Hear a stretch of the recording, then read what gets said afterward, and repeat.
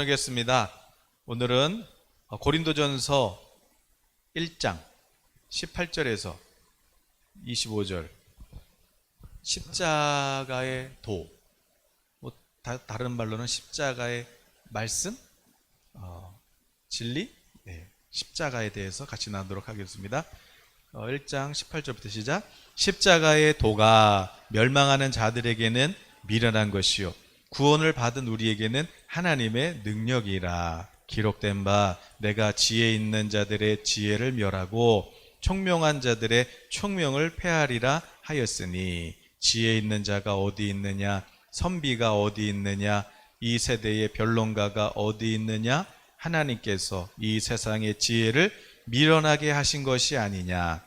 하나님의 지혜에 있어서는 이 세상이 자기 지혜로 하나님을 알지 못함으로 하나님께서 전도에 미련한 것으로 믿는 자들을 구원하시기를 기뻐하셨도다. 유대인은 표적을 구하고 헬라인은 지혜를 찾으나 우리는 십자가에 못 박힌 그리스도를 전하니, 유대인에게는 거리끼는 것이요 이방인에게는 미련한 것이로되 오직 부르심을 받은 자들에게는 유대인이나 헬라인이나 그리스도는 하나님의 능력이요 하나님의 지혜니라. 하나님의 어리석음이 사람보다 지혜롭고 하나님의 약하심이 사람보다 강하니라. 아멘. 하나님의 아들이 성육신 하신 것도 하나님 입장에서는 굉장한 희생인데, 그러니까 하나님이 사람 되신 것도 우리가 다 이해할 수 없는 하나님의 사랑인데, 사람 되심도 부족하셨는지 우리 예수님께서는 저 갈보리 언덕에, 저 골고다 언덕에 저 십자가, 그 저주받은 저 십자가 막 독수리 떼가 와서, 그 처형이 있을 때마다 독수리 떼가 와서 죄수들 그 살을 막 이렇게 먹이로 먹는 그런 그 뼈의 그 언덕, 그 저주받은 언덕, 그 저주받은 나무 십자가에 하나님의 아들이 달리셨어요. 그러니까 아담의 생명으로 태어난, 이 아담의 후손으로 태어난 우리 옛사람, 그러니까 그 육체의 생명의 눈으로 보면 하나님의 아들로 보여요? 아니면 강도, 흉악범, 그 저주받은 나무에 달린, 그래서 합당하게 법적으로 재판을 받고 그 합당한 결과에 의해서 처벌을 받는 저 범죄자의 모습으로 보여요. 이 아담의 생명으로 태어난 이 사람들의 눈에는 그 십자가는 경멸과 그리고 수치와 그리고 모욕과 뭐 그런 십자가에 달린 자체가 이미 합법적으로 범죄자라는 거예요. 그러니까 이 십자가에 못 박힌 것은, 이 십자가라는 이 단어 자체는 어리석은 거고, 그리고 이 십자가라는 것은 로마인이 볼 때도 또 헬라인이 볼 때도 이것은 정말 뭐라 그래요? 23절에 보니까 유대인들이 봐도 신명기 21장에서 이거는 저주받은 거예요. 그래서 거리끼는 것이에요. 거리낀다는 건 다른 말로 모욕적인 거예요. 모욕적인 거. 하나님의 거룩과 정반대예요. 그러니까 유대인들이 봐도 십자가에 달린 예수님, 못 박힌 예수님은 거리끼고, 그리고 모욕적인 범죄자고, 그리고 뭐 헬라인, 로마인들이 봤을 때도 어리석은, 저건 아주 그냥 경멸스러운 것이고, 그리고 이방인들이 볼 때도 이거는 정말 어리석은 것이란 말이에요. 이방에게는 미련한 거예요. 미련한 거.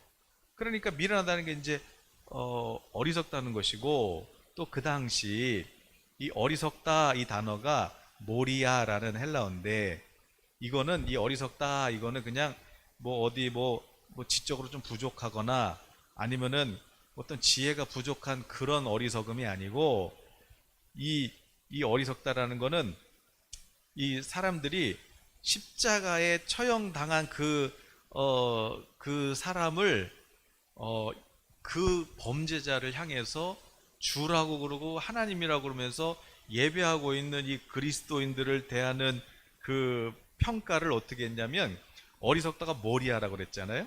그런데 이방인들은 그 모리아, 그 모리아에 달린 그 사람을 뭐라고 하냐, 그 그리스도인들을 뭐라고 했냐면은 마니아라고 그랬어. 우리 매니아라고 하잖아요. 마니아. 미쳤다. 미친 것. 미쳤다. 그래서 어, 그 예수 그리스도를 예배하는 그 주로 섬기는 자들을 향해서 병약하고 망상 들린 사람들, 몰상식하고 열광적인 미신을 섬기는 사람들, 그리고 또 심지어 이방인들은 그냥 어리석고 거리끼는 것으로 여긴다 쳐요.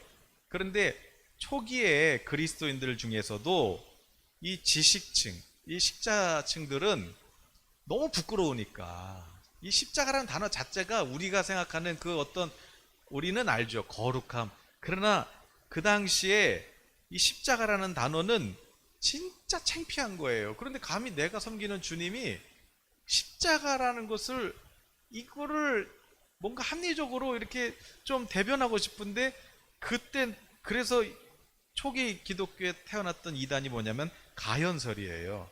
그러니까 예수님은 십자가에 달린 건 맞는데 하나님의 아들이셔서 사람이 아니셨다. 그래서 예수님 아픈 것도 모르고 예수님 뭐 창피한 이런 것도 모른다. 그분은 그냥 하나님이시다. 너무 쉽게 빠져버리고. 자, 아무튼 거듭나지 않은 아담의 생명으로 살아가는 사람들에게 십자가에 달린 예수님은 참 이 어리석은 거고, 그러나 성령 받고 하나님의 생명으로, 새 생명으로 태어난 그 하나님의 자녀들에게 십자가는, 성령을 모신 자들의 눈에 십자가는 죄인을 사랑하시는 하나님의 그 사랑과 그 구원에 정말 우리가 헤아릴 수 없는, 측량할 수 없는 하나님의 긍휼과 지혜로 보이는 것이지요. 그러니까 오늘 그 하나님의 지혜, 그 하나님의 지혜인 그 십자가를 보고 있는, 그 십자가에 달린 예수님을 바라보는 이 사도 바울은 오늘 그 당시에, 지금 사도 바울이 이방인들은 미련하게 보이고 유대인들은 거리끼고, 이게 그냥 추상적인 얘기가 아니라 실제 그 당시 2000년 전에는 십자가 그러면 로마인이나 헬라인이나 저 이방인이나 아니면은 야만인이나 모두가 다 이 십자가는 정말 이게 정말 이게 아주 경멸스러운 거였다. 아주 그냥 말하는 것 자체가 부끄러운 것이었다. 그들에게 그 중간에 껴가지고 이 하나님의 이 그 십자가의 비밀이 있는 그 하나님의 지혜와 사랑을, 이것을 이렇게 전달해줘야 하는 이 바울. 그러면서 바울은 그래요. 나도 십자가를 따라서 갈 것이다. 그렇게 얘기하는 것이에요. 오늘 우리가 나누고자 하는 것은, 그렇다면 도대체 십자가 처형이 그 당시 어땠나? 십자가 처형이라는 것이 그 당시 어땠나를 우리가 한번 잠깐 살펴보고, 그리고 우리 주님께서 부탁하신 거, 누구든지 나를 따라오려면 제자가 된다는 것은, 또 하나님의 뜻대로 산다라는 것은, 하나님의 자녀로 산다라는 것은 자기 십자가를 지고 나를 따라오는 것이다. 이렇게 말씀하시는 그 주님의 말씀의 의미를 저희들이 한번 생각해 보고자 하는 것이에요. 그래서 오늘 십자가, 2000년 전 그 고대 사회에서 십자가 처형이라는 것이 어떤 것이었나?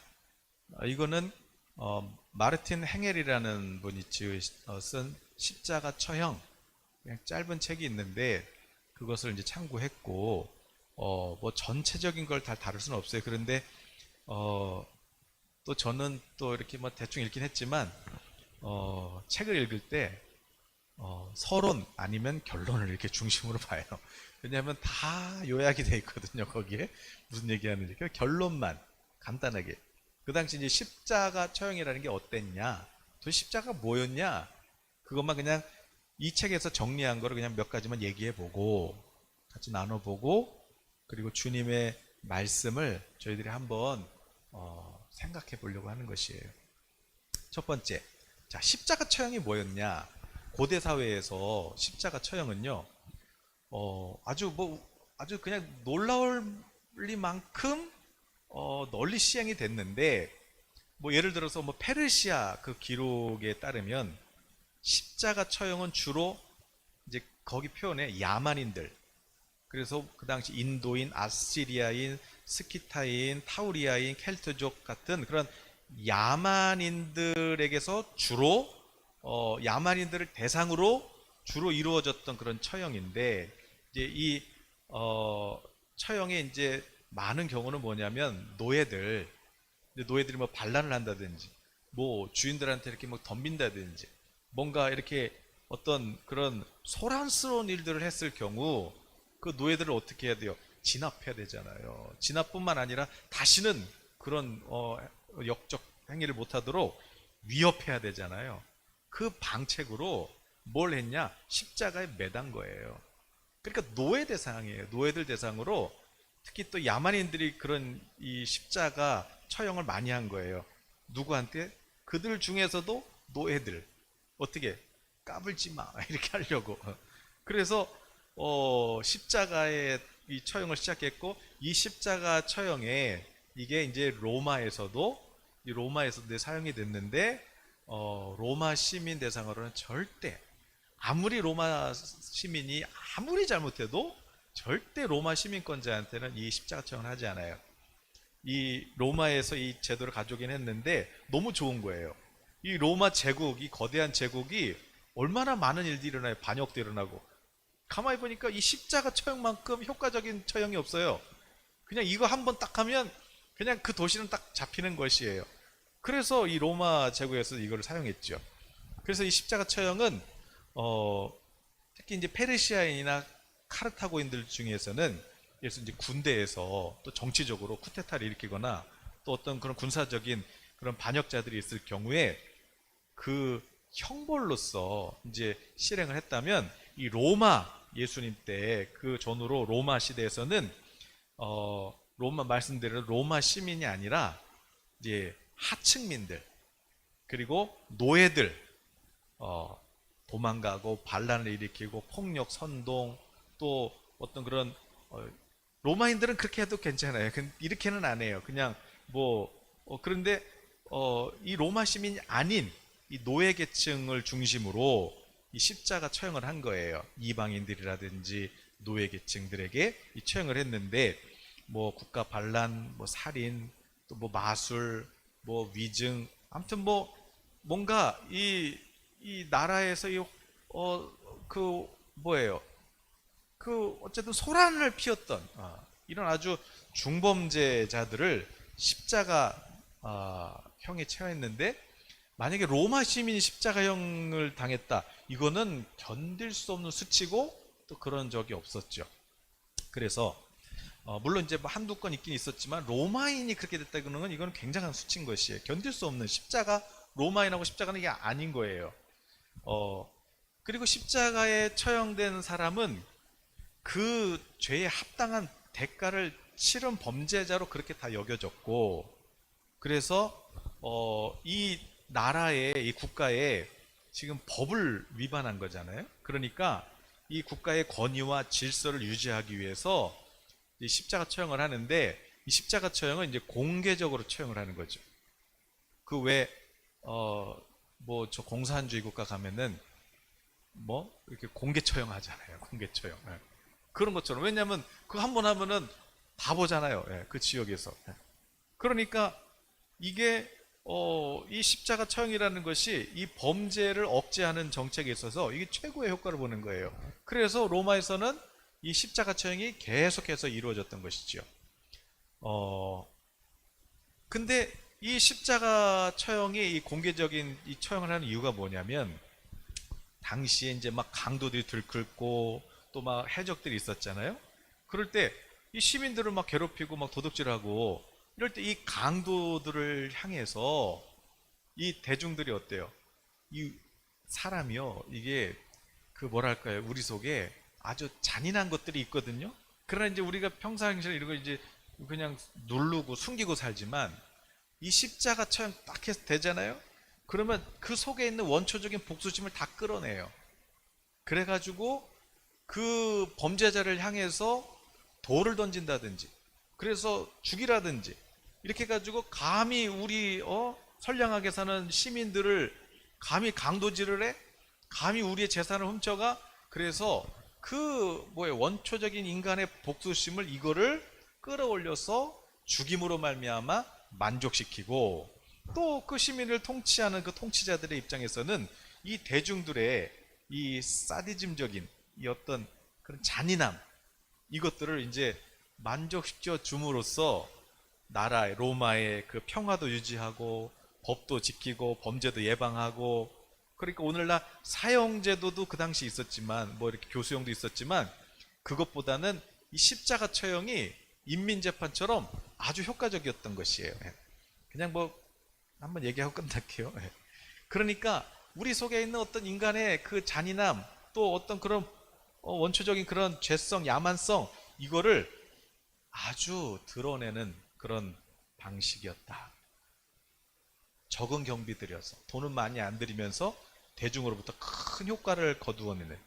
그리고 이 십자가 처형 방식은 범죄자를 일단 벌거벗겨요. 벌거벗긴 다음에 매질을 해요. 왜 사도 바울이 내가 40에서 하나 뺀 39대 매를 5번이나 맞고, 이게 뭐냐면 40대 맞으면 죽잖아요. 그러니까 죽기 전까지 맞는 거예요. 그래서 일단 범죄자를 벗겨 놓고 막 매질도 하고, 그래서 그 형틀을 메고 사형 집행 장소로 끌고 가요. 근데 거기까지 가기 전에 이 십자가 처형은 이 처형을 집행하는 사람이 얼마든지 자기가 원하는 어떤 종류의 고문이나 뭐 태형이나 어떤 종류의 고난을 다 때릴 수 있고 괴롭힐 수 있는 권한이 주어진 형벌이기 때문에 충분히 십자가 달기 전에 고난을 받게 하고, 그리고 이제 사형 장소에 가서 그것도 눈에 띄는 장소, 공개적인 장소, 어떤 광장, 극장, 아니면 높은 언덕, 그리고 혹은 어떤 그 사람이 범행을 졌던 그 범행 장소에서 공개적으로 이제 처벌을 하는데, 예수님 때는 그 골고다 언덕이 바로 그 유대 지역의 바로 그 십자가 처형 장소였죠. 그래서 양팔을 벌리고 그 틀에다가 못을 박아요. 그래서 못을 박아서 고정을 시키고, 그리고 이제 일으켜 세워서 그 모든 사람이 다 보도록. 왜냐하면 그 효과를 누린 거기 때문에 뭐 애들부터 해서 다 보는 것이에요. 다 보이는 그 언덕에다 세우는 거예요. 공개적으로 전시함으로써 그 범죄자로 하여금 수치를 느끼게 하고, 그리고 단번에 죽는 것이 아니라 교수연금은 그냥 바로 끝나잖아요. 그러나 천천히 느릿느릿 죽어가는데 피가 한 방울 한 방울 쏟아지면서 그 생명이 한 방울 한 방울 빠져나가면서 죽는 거예요. 그러니까 오랜 시간 동안 고통받고, 그리고 그렇게 어깨와 가슴 위에 막 부르트고 막 이런, 또 몰골이 상하고 몸부림을 치고. 그래서 대부분 많은 경우 이 십자가까지 달리기도 전에 이 범죄자들이 자비를 구하게 돼요. 살려달라고, 살려달라고. 그렇게 몸과 마음을 그렇게 고통스럽게 하면서 정말 숨을 실제로 몰아쉴 수밖에 없도록 만드는 그 처형. 그러나 우리 주님은 그 입에 그러나 주님은 포도주를 다시는 내가 먹지 않는다 그러셨죠. 어쨌든 그렇게 살려달라고 할 수밖에 없는 그런 고통스러운 처형 방법, 십자가였죠. 또 로마에는 세 가지, 3대 최고의 처형 그 세 가지 방법이 있었는데, 하나가 뭐냐면 화형, 불에 태우는 거고요. 두 번째가 참수형이에요. 참수형. 그런데 사형이죠. 근데 참수형 대신에 선택할 수 있어요. 맹수형으로. 맹수형은 뭐냐면 실제로 그 뭐예요, 그런 어떤 맹수들 있죠. 짐승, 개나 어떤 짐승들이 해서 그냥 잡아먹히는 거예요. 그러니까 화형이 있고 참수형이 있고 세 번째가 뭐냐면 십자가형이 있는데 십자가형은 화형과 맹수형, 참수형 이거를 다 포함해 버려요. 십자가형은. 그래가지고 이 십자가가요. 이 로마 시대 때 십자가 처형받은 범죄자들은 절대 이 매장하는 일이 없었어요. 예수님은 그 누구예요? 그 예수님 만났던 뭐 니고데모라든지 이런 어떤 요셉이라든지 이런 또 상위 계층이 얘기를 해가지고 그래서 예수님은 장사를 지냈지만 무덤에서 이거는 없는 거예요. 원래는 어떻게 죽냐? 십자가에서 그 고통받고 죽으면 독수리 같은 그런 새들이 와서 먹는다든지 또 혹은 뭐 이런 어떤 동물들이 그런 시체를 먹어치우는 그런 아주 끔찍한 그래서 실제로 또 십자가에 매달고 로마의 밤을 그 등불로 사용했던 그 방법이 또 십자가였죠. 그러니까 세 가지 화형, 참수형, 십자가형이 가장 잔혹한 로마의 최고의 처형 방법이었는데 그 중에서도 가장 최고의 처형이 바로 극악한 처형이 바로 십자가형이었죠. 유대인들 한테도 신명기 21장 23절에서 그 십자가는 저주받은 그런 나무에 달린 자마다 다 저주받은 자고 그래서 유대인들에게도 십자가는 저주예요. 유대인들은 누구예요? 거룩하신 하나님을 섬기는 거잖아요. 거룩하신 하나님을 섬기는 유대인들에게 십자가는 저주고 이스라엘 가보세요. 사거리가 없어요. 사거리가 없어요. 그냥 라운드지 다. 절대 십자가 안 써요. 그게 바로 이거는 거룩과 상관없는 정반대 개념이에요. 저주를 상징하는 거예요. 이 십자가 예수님 옆에 달렸던 그 강도 중에 한 명이 그러잖아요. 당시에 이 노예들이 살아날 수 있는 방법이 있었는데 이제 어떤 그 노예들 중에서도 유능한 노예들이 있잖아요. 그런 노예는 주인이 뭔가 이렇게 신분을 사회적 법적으로 지위를 이렇게 조금 높여줘요. 그럼 이제 조금만 높아져도 이 노예만 벗어나도 그래도 이 사람들은 이제 자기가 돈을 벌어서 이렇게 또 부자가 될 수 있는 희망이 있는데 이거 자체가 없는 게 노예잖아요.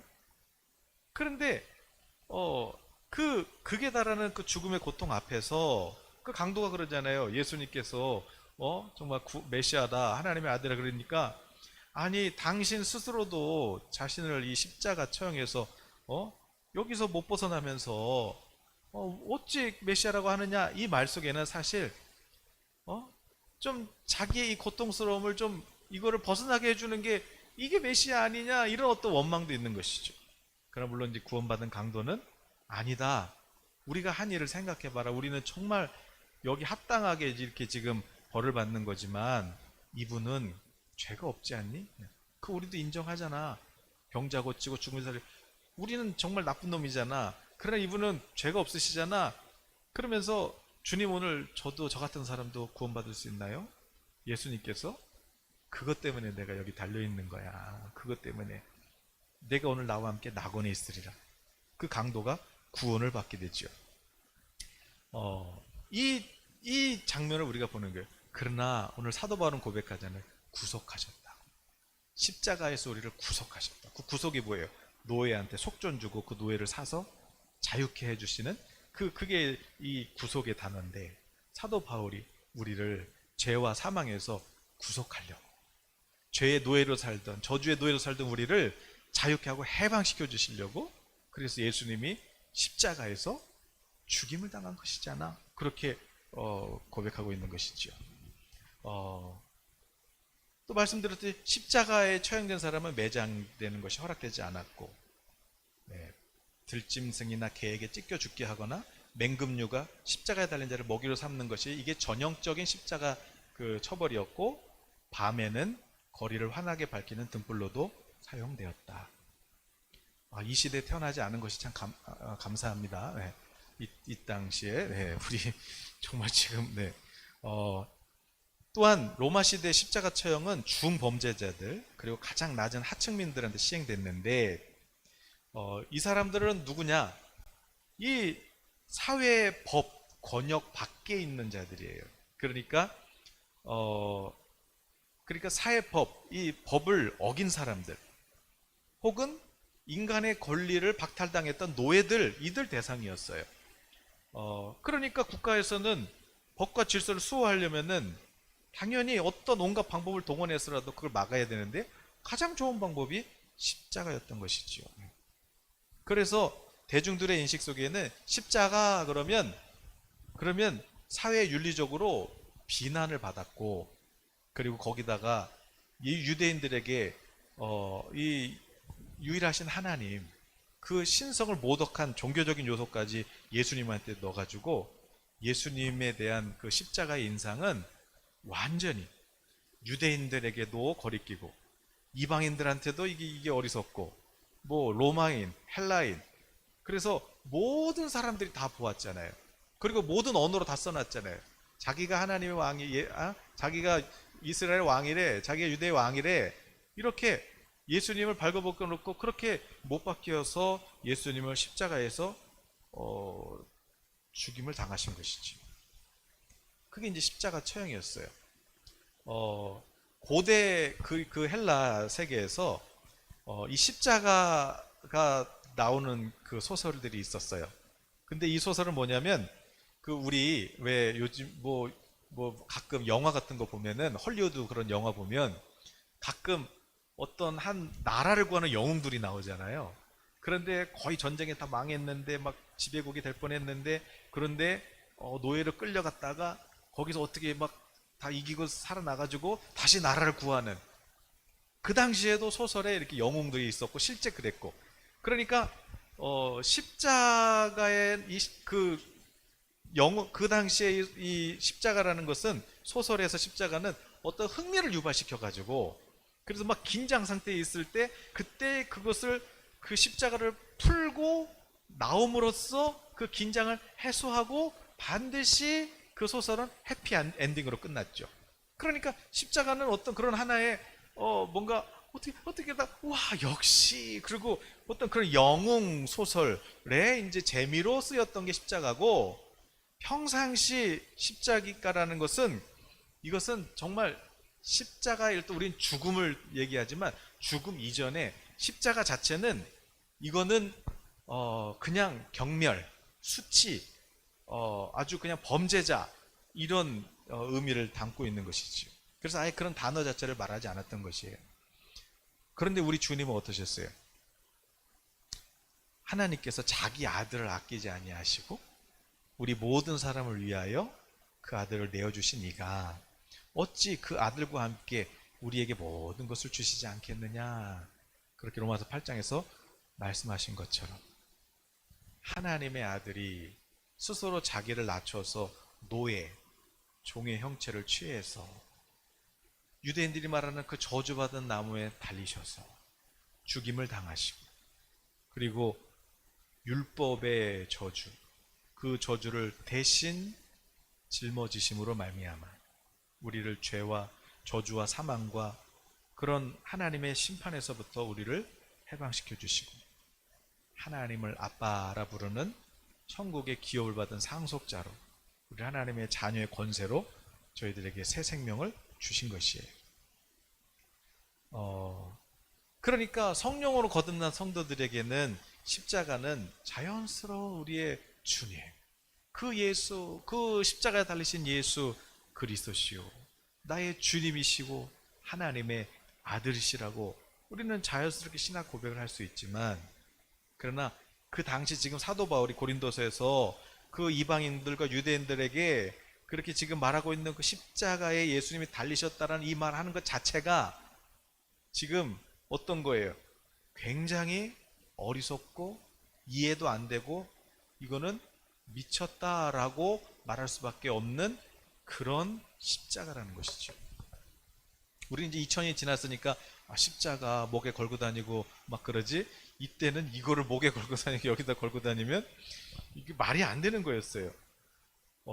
그러니까 지금 사도 바울은 이 십자가를 말하면서 이게 뭐 추상적인 뭐 고통 이런 게 아니에요. 실제 그랬어요. 2000년 전에는 실제 십자가는 어리석고 미련하고 추잡하고, 이거는 그러니까 스데반도 설교 잘하다가 갑자기 성령이 오셔서 성령이 오셔서 그 예수님 메시아다 그랬는데 십자가 어디서 신성모독을 해서 죽이는 거예요. 십자가가 이게 안 되는 거예요. 신성하고 십자가는 안 맞는 거예요. 거룩하고는. 그렇게 제자들도 십자가에 달린 메시아를 말할 때 어떻게 돼요? 돌로 쳐서 죽이려고 하는 거예요. 그게 바로 그 십자가의 이미지 때문에 그런 것이죠.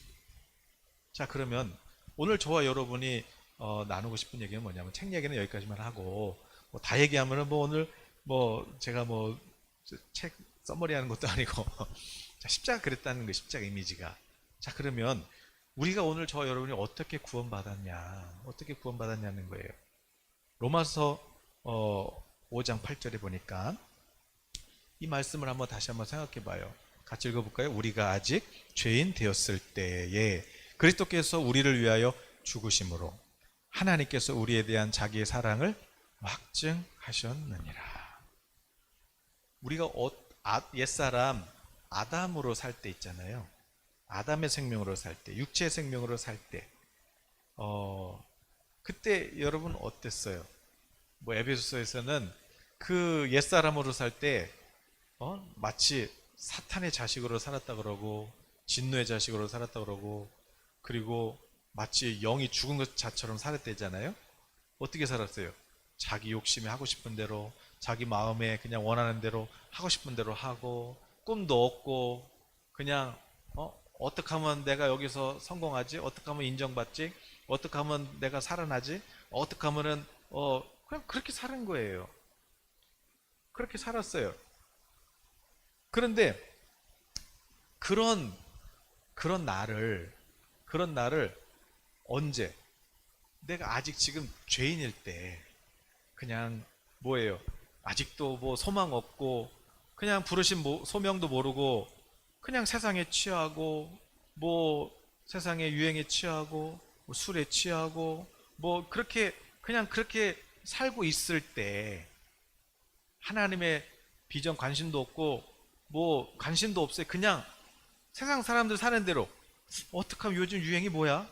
요즘 뭐가 잘 나가? 요즘 드라마는 뭐가 재밌어? 그냥 그렇게 사는 나. 그런데 아직 죄인일 때, 아직 하나님 관심 없고 하나님 싫어하는 일만 골라하고 하나님 모독하는 막 그냥 아무렇지 않게 했을 때, 그때 주님이 우리를 어떤 방법으로 구원하신 거예요? 그 아들을 우리에게 주셔서 어디서? 십자가에서 죽게 하심으로 말미암아. 십자가에서 죽게 하심으로 말미암아 우리가 어떻게 됐어요? 우리가 눈을 뜨고 영원한 나라를 보게 되고, 소망이 있고, 이제 정말 주를 고백하게 되고, 또 주를 위해서 살고 싶어지고. 어떻게 하다가 우리가 이렇게 바뀌었죠? 정직하려고 노력하고, 또 조금 손해보더라도 어떻게 하다 이렇게 우리가 바뀐 거예요? 십자가. 언제요? 내가 아직 죄인 되었을 때 그리스도께서 십자가에 죽으심으로. 하나님인데 사람 되신 것도 수치스러운데 벌거벗김 당하고, 거기서 사람들에게 오해를 받았던, 범죄자라고 취급받았던 그 예수님. 그러니까 그 예수님, 그 예수님 때문에 우리가 어떻게 됐어요? 우리가 자유함을 얻게 되고 구원을 받게 되었어요. 성령 받고 거룩하다, 의롭다 해주시고, 우리도 주여 라고 주님을 의지하게 된 것이에요. 그럼 우리에게 사도 바울은 뭐라 그런 거예요? 이제 나도 주님처럼 십자가로 살래. 왜? 성령 받았거든. 그 노아 애들하고 이제 학교 가다 보면은 이제 차에 타면은 나오는 음악이 있어요, 아침마다. 그래서 제목이 바보처럼 살래요예요. 그 바보처럼 살래요, 그 뭐냐면 노아 이야기예요. 왜 하필이면 산 위에다가 배를 짓고, 왜 하필이면은 해가 쨍쨍한 날 비 온다고 그러고, 왜 그랬어요? 노래 가사가 그래요. 왜 그랬어요? 왜 바보처럼 그랬어요? 그런데 어떻게 그렇게 조롱하고, 어떻게 그렇게 사람들이 놀려도 당신은 묵묵하게 어떻게 계속 배를 만드나요? 그게 이제 노래 제목이에요. 그러면서 마지막 가사 제목은 이렇게 가사가 이렇게 끝나요. 나도 바보처럼 살래요. 그러면서 끝나요. 이 노래. 어, 성령 받고 봤더니 이 십자가는 이게 하나님의 지혜인 거예요. 하나님의 지혜. 오늘 그렇게 이제 주님을 따라가는, 이제 천국을 보고 이제 주님을 따라가는 그 제자들을 향해서 오늘 예수님께서 말씀하셨어요. 마태복음 16장 24절에 예수님께서 이렇게 말씀하십니다. 이 예수께서 제자들에게 이르시되 누구든지 나를 따라오려거든 자기를 부인하고 자기 십자가를 지고 나를 따를 것이니라. 아멘. 이제 주를 위해서 살려고 하는 자들에게, 성도들에게, 제자들에게 우리 주님은 뭐라고 하시는 거예요? 정말 나와 같이 가고 싶어? 그러면 너희들도 너희 십자가를 지고 나를 따라오너라. 그렇게 말씀하셨어요. 그러면 자기 십자가는 뭘까요? 자기 십자가. 이 십자가를 지고 따라간다라는 것이 뭐예요? 십자가라는 그 이름 자체가 하나님이시지만 또 우리를 구원하시고자 하는 하나님의 지혜이시지만 이걸 모르는 육체의 눈으로 보는 그 세상 사람들한테는 뭘로 보여요? 그 십자가는 흉악범이에요. 합당하게 그 범죄자예요. 뭐 누가 봐도 재판 결과로 그냥 사형 받는 거예요. 나라를 어지럽힌 사람이고 신성 모독한 사람이고 그런 범죄자인 거예요. 수치스럽고 돌을 던지고 죽여버려 이랬던 거예요. 그런데 그렇게 예수님 죽이고 나니까 어떻게 돼요? 예수님을 죽이고 났더니 성령을 받아요. 막 예수님 부활했다는 소식들이 막 들리더니 정말? 그랬는데 성령을 받아요. 성령을 받고 어떻게 돼요? 주여. 오늘 여러분이 여러분의 십자가를 질 때 여러분이 성령을 받고 이제 그 예수님이 그 달리신 십자가처럼 여러분이 그 십자가의 그 길을 걸어갈 때 사람들이 볼 때는 어리석어 보이는 거죠. 십자가 자체가 어리석은 거니까. 그러나 그 십자가를 지고 갈 때 그 결과는 뭐예요? 부활. 십자가를 본 사람은, 그 십자가에 달린 예수님을 본 사람은 이제 모든 사람들을 바라볼 때 어떻게 보여요? 우리는 잘 알고 있어요. 모든 사람은 하나님의 형상대로 지어졌고 하나님의 형상이라는 것은 뭐 하나님과 교제할 수 있는 관계고 그건 뭐 머리로는 알아요. 그런데 진짜 성령을 모시고 예수 그리스도의 십자가를 본 사람은 모든 사람을 대할 때 어떻게 돼요? 이분은 하나님의 형상이다. 하나님의 형상이다. 말이 아니라 진짜. 그래서 그 사람이 아무리 부족하고 아무리 어리석어도 예수님이 그랬잖아요. 이 바보야, 이 라가야, 아유 멍청이, 아유 이 사람은 무식하구만, 이 사람 아직 멀었구만. 이게 아니고 그 사람을 대할 때도 어떻게는 하나님의 형상, 하나님의 형상. 정죄하지 않아요. 몰라서 그렇구나. 몰라서 그렇구나. 그래서 밉지 않아요. 미운 사람이 없어요. 그 사람은 하나님의 형상인 거예요. 그런데 단 아직 몰라서 그런 거예요. 그럼 어떻게 해요? 내가 하나님이 사람 되시고 하나님이 그 죄인들하고 같이 달리신 것처럼 나도 어리석은 사람이 되는 거예요. 그 사람이 되는 거예요. 그리고 같이 어리석은 사람하고 같이 다니니까 나는 뭐가 보여요? 다른 사람이 볼 때 뭘로 보여요? 저 사람은 어리석어 보여요. 경쟁 상대가 안 돼. 세상은 어떻게든 해서 이겨야 돼. 너 이기려면 이렇게 해야 돼. 성공하려면 이렇게 해야 돼. 더 해야 돼. 그런데 이 사람은 더 하는 게 아니라 또 낮은 데로 가 있어요. 그리고 딱 봐도 끼리끼리잖아요. 고래는 고래랑 다니고 멸치는 멸치랑 다니고 뭐 참치는 참치랑 다니는 거예요. 끼리끼리네. 저 사람 저거 어리석은 사람하고 같이 있네. 그냥 바보가 되는 거예요. 같이 어리석은 사람이 되는 거예요. 그런데 그게 억지로가 아니라 같이 살면서 당신도 예수님을 믿으면, 당신도 예수님 안에 있으면 당신에게 소망이 넘쳐요. 당신은 하나님의 형상이고 당신을 통해서 얼마나 큰 일을 할 수가 있어요. 그래서 같이 그 사람이 돼서 같이 어떻게 되는 거예요? 전도하고 지혜를 나눠주고, 그래서 그 사람을 새 생명으로 나서 또 실제로 그 사람이 일어날 수 있도록 도와주고, 또 그 사람이 정말 살아날 수 있도록 도와주고, 그 사람을 살려서 그 사람이 하나님께 영광을 돌릴 때, 그때 주님은 뭐라는 거예요? 저는 이제 맨날 뭐 하나님 뭐 이렇게 하나님하고 막 교제하고 막 하나님 뭐 이렇게 살지 않아요. 예. 그러나 적어도 예를 들어서 뭐 기도하러 어떤 분이 기도 받으러 오셨다. 그러면 적어도 그 짧은 시간만큼은 하나님께 집중해서, 그러면 하나님은 왜 저한테 이렇게 말씀하시죠? 하나님 왜 저한테 뭔가를 이렇게 보여주실까요? 왜 그럴까요? 제가 막 대단해서? 아니, 하나님, 이분이 하나님의 형상인데 지금 이분이 뭔가가 지혜가 부족하든 뭐가 부족하든 지금 부족한데 이걸 해결할 방법이 없는데, 하나님의 방법은 뭡니까? 살리려고 하고 다시 일으키려고 하고 그 사람을 하나님의 형상으로 존중하니까 하나님께서는 내가 이 사람을 통해서 이런 일을 할 거야, 이런 일을 할 거야. 아니, 지금 현실하고 전혀 안 맞는 얘기를 하시는 거예요. 근데 왜 그래요? 아하, 하나님께서 이렇게 쓰시겠구나, 하나님께 이렇게 쓰시겠구나. 그러니까 어떻게 돼요? 그 사람을 위로하고 다시 믿음을 갖고 일어나게 해주는, 왜요? 그게 십자가예요. 그런데 그 한 사람이 낙심하고 좌절하고 절망하고 그냥 나는 경쟁이 안 돼, 나는 저 사람들 못 이겨, 나는 끝났어, 나는 바본가 봐, 이렇게 됐는데, 그러면 이 사람이 할 수 있는 게 뭐겠어요? 그래, 죽자. 바로 이 직전에 하나님은 뭐예요? 아니야, 너 바보 아니야, 너 바보 아니야, 저 바보 맞아요, 아니야, 네 옆에 있는 사람 봐봐. 옆에 있는 사람 딱 봤더니 똑같은 바보가 있는 거예요.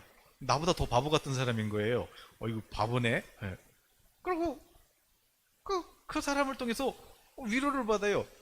그런데 나중에 봤더니 이 사람이 바보라서 바보가 아니라, 이 사람이 나 살리려고 바보짓 했구나, 이걸 깨달으면 어떻게 돼요? 주여, 주여. 그래서 주여, 저도 이제 바보처럼 살겠습니다, 이렇게 되는, 무슨 말인지 이해되시나 모르겠다. 살려주려고 하는 마음이, 근데 살려주려고 그런 게 아니라 그냥 주님이 나를 살리려고 그렇게 십자가를 당하신 거잖아요. 하나님이, 거룩하신 하나님께서 경멸스러운 눈빛으로 사람 다 보고 침 뱉고 막 돌 던진 거 아니에요. 그런데 뭐 내가 그렇게 십자가를 살아갈 때 주님의 약속은 뭐예요? 그럼 내가 이렇게, 근데 한 사람이 뭐 금방 변해요? 뭐 한 사람이 저는 우리 교인들 중에서도 나간 분들도 있지만, 저는 나간다 그러면 나가라 그래요. 왜냐하면 누구 때문에 안 되고 누구 때문에 안 되고 교회가 성장하는데 방해되고. 저는 속으로 그러죠. 아직 멀었다, 주여 더 뺑뺑이를 돌리시옵소서. 그래서 그냥 네, 그러세요. 네, 그런데 아직 멀은 거지. 말로만 모든 사람이 하나님의 형상이고 하나님이 세상을 사랑하고 이웃을 사랑하고 말로는 아는데 아직 모르는 거예요. 자기도 그만큼 실수해보고 그렇게 수치 당해보고 하면 그때 알아요. 이게 아니구나. 그제서야 깨닫는 거예요. 그러니까 아직 멀었구나, 아직 못 깨달았구나, 더 돌으세요. 그러니까 더 도는 거예요. 넘어지고 좌절하고, 이 뇌물로는 이게 없구나, 그냥 은혜구나, 이거를 깨달은 사람은 나도 그렇지, 그럴 수 있지, 그렇지, 모를 수 있지, 그렇지, 넘어질 수 있지, 이렇게 사는 거예요. 그런데 그게 뭐 금방 바뀌면 다 금방 바뀌죠. 그러니까 이게 오래된단 말이에요. 그러니까 영적 싸움이라는 거는 이 사람 해도 안 되네, 그냥 헛수고 했네, 이게 영적 싸움이에요. 아니에요. 절대 한 알의 밀알이 땅에 떨어 죽으면 반드시 열매가 나요. 그러니까 그렇게 내가 그러면 남들하고 경쟁해서 더 멀리 가도 지금 내가 성공할까 말까인데, 지금 나보고 지금 저 밑에 있는 사람하고 같이 가라고, 바보가 되라고. 그런데 그렇게 바보가 되잖아요. 그러면 하나님이 가장 높이 올린단 말이에요. 그 사람을 하나님이 더 높이신단 말이에요. 저는 하나님, 뭐 돈 같은 거 뭐 저는 걱정 안 하잖아요. 뭐 어제도 뭐 또 목사님도 전화 왔어요. 제가 하나님 책값 달라고 그랬잖아요. 하나님 책값 받았습니다 그랬잖아요. 뭐 또 목사님이 뭐 인천시에서 뭐 4개 교회 교회 뭐 추천하라고 그래갖고 저를 추천했대요. 그 뭔데요? 그랬더니 또 애들 장학금 뭐 한 번 주는 거지만 50만 원 준대요. 그래서 감사합니다. 받았지 뭐 들어오기 시작하는 것입니다. 돈 얘기는 별로 재미없죠? 네. 자, 하나님, 내가 한 영혼 위해서 내가 그렇게 십자가의 길을 가는데 하나님께서 재정 문제 해결 안 하시겠어요? 그래서 저는 하나님 저 주님과 함께 걸어가는 거 아시죠? 그러니까 뭐 재정기금 뭐건 그건 하나님 책임지십시오. 저는 뭐 아예 그냥 주시면 그냥 받는 걸로 그냥 그렇게 뭐 하나님하고 그냥 그런 관계가 돼버렸죠. 뭐냐? 십자가. 대단한 일하는 것도 중요한데 여러분 앞에 있는 그 한 사람, 그 형제, 그 이웃, 그 사람을 향해서 여러분이 바보가 돼야 그 사람이 여러분을 쫓아오지. 여러분이 더 똑똑한 척하고 잘난 척 해봐요. 따라오나? 안 따라오지. 오늘 내가 왜 이렇게 바보 같지? 내가 바보 된 거 아닌가? 아, 정말 내가 뭔가 이상한 거 아닌가? 이상한 게 아니라 당신이 지금 바보랑 같이 그 바보를 살리려고 바보라고는 말할 수 없고 하나님의 형상이니까. 그러나 그 바보 살리려고 당신이 바보처럼 살다 보니까 그냥 사람들 눈에는 바보같이 보인 것 뿐이지 당신이 바보가 아니라고. 당신이 십자가를 아는 지혜로운 사람이고 바로 그 오해받고 그렇게 바보같이 보이는 당신이야말로 하나님께서 가장 높이실 그런 하나님이 뭘 구해도 오냐 내가 줄게 바로 당신이 그 사람인 것이에요. 오늘 아유 난 바보 아닌가? 난 너무 이렇게 정말 너무 이러다가 정말 시간 다 가는 거 아닌가? 괜찮아요. 하나님께서 반드시 갚아주고 모든 것이 다 합력해서. 그런데 그 바보가 바보 온달이 장군이 돼봐요. 고구려 그 온달 죽으면 다 끝난 거예요. 고구려 역사도. 바보가 장군 되니까 그냥 그리고 공주가 바보랑 같이 살아야 되잖아. 그게 쉽냐고. 하루아침에 되겠냐고요. 안 되지. 띠리리리리 맨날 이러고 있던 사람을 말 태우는 연습하고 활 쏘는 연습시키고 칼 쏘는 연습시키고 이게 뭐 하루아침에 되냐고. 근데 한 명인데 평생 걸려 한 명을 했는데 그 한 명이 나라를 세우는 거예요. 오늘 마찬가지. 우리도 내가 바보 된 거 아니야? 정말 내가 이러다가 끝난 거 아니야? 아니에요. 그 한 사람이 바뀌어봐요. 그러면 이 마귀 나라에서는 엄청난 진동이 오는 것이에요. 오늘 그 한 영혼을 살릴 수 있는 사람이 있겠니? 수치도 당하고 창피도 당하고 심지어 경멸도 당하고 그렇게 발가벗겨진 것처럼 그렇게 다 했는데도 그런데도 너는 소망이 있니? 그런데도 너는 그 사람한테 희망을 거니? 그럼요. 주님이 저를 살리셨는데 이런 믿음으로 살아가는 분이 있다면 바로 그분이 제자고 그분이 바로 십자가의 길을 주님과 걸어가고 있는 그런 주님과 동행하는 주님의 친구고 그 사람을 통해서 당장은 열매가 안 보일 수 있지만 하나님께서 많은 열매를 곧 우리에게 맺게 해줄 줄로 믿습니다. 여러분 때 안 되면 여러분 자식 때 되니까. 그러니까 아무 염려하지 마시고 절대 멸망치 않으리라 그랬으니까 안 망한다. 우리 기업 안 망한다. 우리 자녀 안 망한다. 우리 남편 안 망한다. 그렇게 믿음으로 오늘도 묵묵히 그 길을 걸어가시기를 예수님의 이름으로 축복합니다. 아멘. 우리